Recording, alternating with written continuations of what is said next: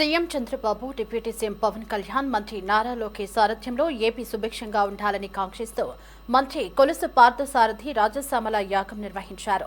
కృష్ణా జిల్లా పామరు నియోజకవర్గం మంత్రి కొలుసు సొంత గ్రామం కాకరంపాడులో రాజశ్యామల యాగం వైభవోపేతంగా జరిగింది. రాష్ట్రం రాజధాని అమరావతి సుభిక్షంగా ఉండాలని అర్చకులు ప్రత్యేక హోమాలు జరిపారు. మంత్రి కొలుసు పార్థసారథి నేతృత్వంలో చేపట్టిన యాగానికి అధిక సంఖ్యలో భక్తులు తరలివచ్చి రాజశ్యామల హోమంలో పాల్గొన్నారు.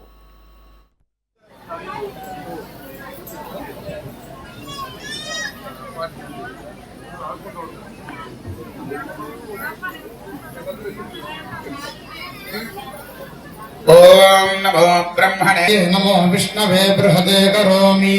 ఓం శాంతి శాంతి స్తుష్టమాగో సస్తనోభే దేవహితం యదాయః ఇంద్రో శాంతి శాంతి శాంతి.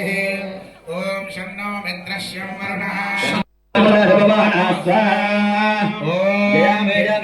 జాగ్రత్తస్థాదు విజయాస్థాదపృష్ఠతః అజితా వామ పార్శ్వే దక్షిణే చాపరాజితా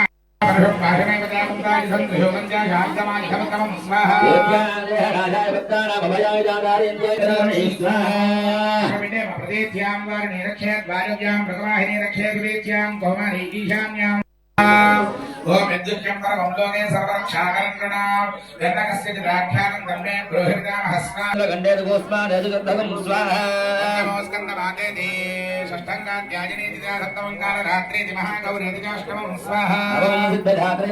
గ్రామస్తులందరూ కోరిన మేరకు మేమందరం కలిసి బాల త్రిపుర సుందరి సమేత శ్రీముఖ లింగేశ్వర స్వామి ఈశ్వరుడి శివాలయాన్ని నిర్మించుకున్నాం. మరి గత 4 రోజుల నుంచి కూడా క్రతువులు ఏదైతే ఆగమ శాస్త్రం ప్రకారం చేయాలో కరెక్ట్గా ఆగమ శాస్త్రాన్ని ఫాలో అవుతూ మరి వేద పండితులందరితో కూడా పూజా కార్యక్రమాన్ని నిర్వహిస్తా ఉన్నాం.